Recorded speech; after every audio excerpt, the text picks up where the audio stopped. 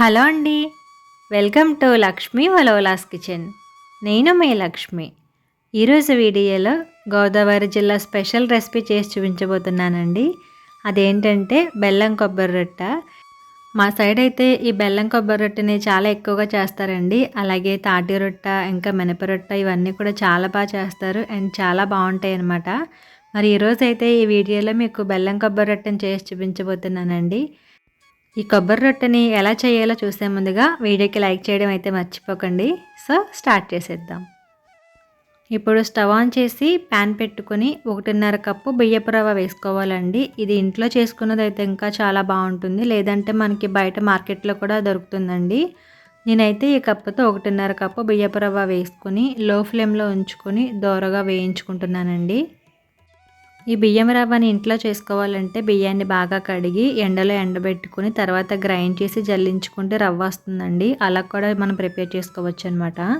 చూసారు కదా, ఒక 3 మినిట్స్ పాటు లో ఫ్లేమ్లో బాగా వేయించుకుంటే రవ్వ అనేది కొంచెం లైట్గా కలర్ చేంజ్ అవుతుందండి. అలా కలర్ మారిన తర్వాత ఒక పక్కకి తీసేసుకొని చల్లార్చుకోవాలి.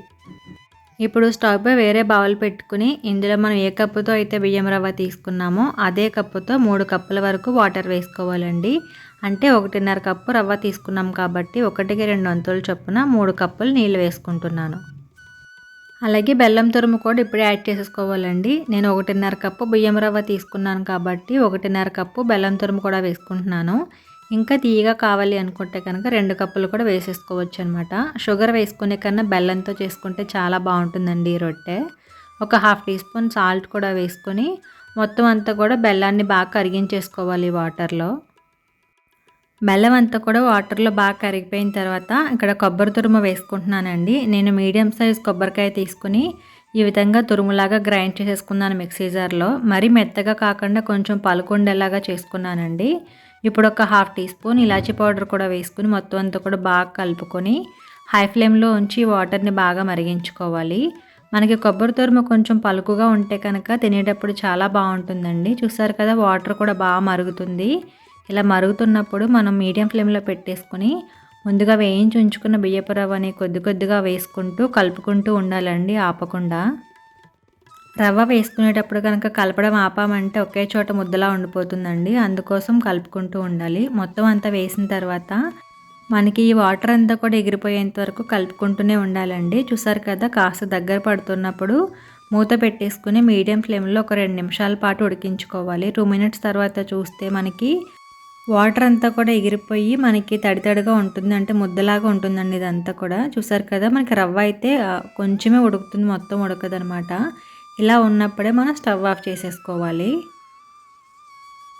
ఇప్పుడు మనం రొట్టె వేసుకోవడం కోసం ఒక అడుగున మందంగా ఉండే ప్యాన్ తీసుకుని దానిపైన అరిటాకులు వేసుకున్నానండి. ఇలా అయితే మనకి రొట్టె అనేది మాడకుండా ఉంటుంది అండ్ అరిటాకుల ఫ్లేవర్ కూడా చాలా బాగుంటుందన్నమాట. అరిటాకులు పెట్టుకుని ఒక టేబుల్ స్పూన్ వరకు ఆయిల్ వేసుకొని దానిపైన మనం ముందుగానే కాస్త ఉడికించి ఉంచుకున్నాం కదా రవ్వ, అదంతా కూడా కొద్ది కొద్దిగా వేసేసుకోవాలి. మనం రొట్టెను ఉడికించుకునేటప్పుడు అరిటాకులకు బదులుగా ఇస్తరాకు కూడా వేసుకోవచ్చు అండి. ఒకవేళ లేకపోతే నార్మల్గా కూడా వేసేసుకోవచ్చు అనమాట. సో చూసారు కదా, మొత్తం రవ్వ అంతా కూడా మనం ఈ ప్యాన్లో పెట్టేసుకుని మొత్తం అంతా కూడా ఈవెన్గా సర్దేసుకోవాలి, ఎక్కడ గ్యాప్స్ లేకుండానే.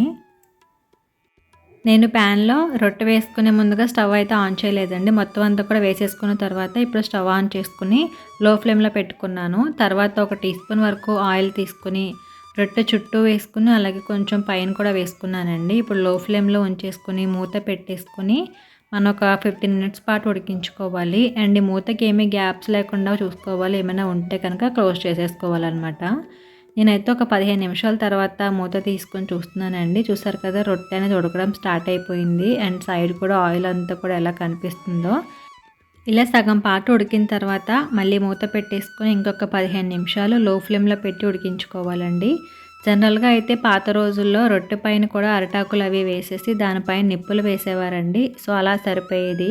ఇప్పుడు మనకు ఆ ఫెసిలిటీ లేదు కాబట్టి నేను ఒక అరగంట పాటు ఉడికించుకున్న తర్వాత చెక్ చేసుకుంటే చేతికి ఏమీ అంటుకోవట్లేదు, పైన అంతా కూడా ఉడికిపోయిందండి. అప్పుడు స్టవ్ ఆఫ్ చేసేసుకుని 5 నుంచి 10 నిమిషాల పాటు పక్కన పెట్టేసుకున్నానండి. అంటే కాస్త గోరువెచ్చగా అవ్వాలన్నమాట. చూసారు కదా, మనకి కొంచెం చల్లారిన తర్వాత దీనిపైన మళ్ళీ నేను ఒక దోశ ప్యాన్ పెట్టుకొని దాని మీదకి ఈ రొట్టెని ఫ్లిప్ చేసుకున్నాను.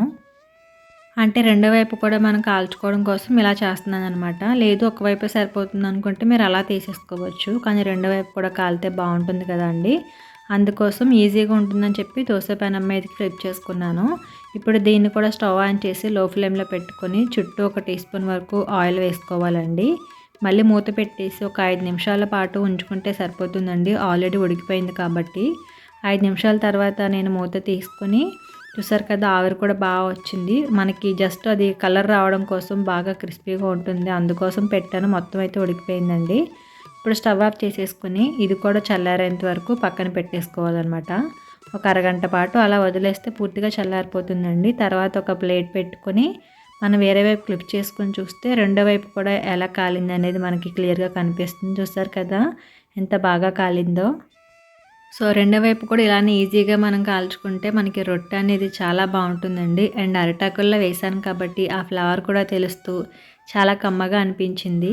ఇది చల్లారిన తర్వాత మనం పీసెస్ లాగా కట్ చేసుకొని వేడిగా తింటే ఒక టేస్ట్ ఉంటుంది. అండ్ చల్లారిన తర్వాత తింటే ఇంకొక టేస్ట్ ఉంటుందన్నమాట. ఇంకా నెక్స్ట్ డేకి అయితే చాలా బాగుంటుందండి. మరొకసారి మీరు కూడా ఈ విధంగా బెల్లం కొబ్బరి రొట్టెని ట్రై చేసి మీకు ఎలాగొచ్చిందనేది నాకు కామెంట్లో చెప్పడం అయితే మర్చిపోకండి. అలాగే ఈ వీడియో కనుక మీకు నచ్చింది అనిపిస్తే వీడియోకి లైక్ చేసేసి యూజ్ అవుతుంది అనిపిస్తే మీ ఫ్రెండ్స్కి కూడా షేర్ చేయండి. నా ఛానల్ని మీరు ఫస్ట్ టైం చూస్తున్నట్లయితే కనుక తప్పకుండా సబ్స్క్రైబ్ చేసి నాకు సపోర్ట్ చేయండి. Thank you for watching.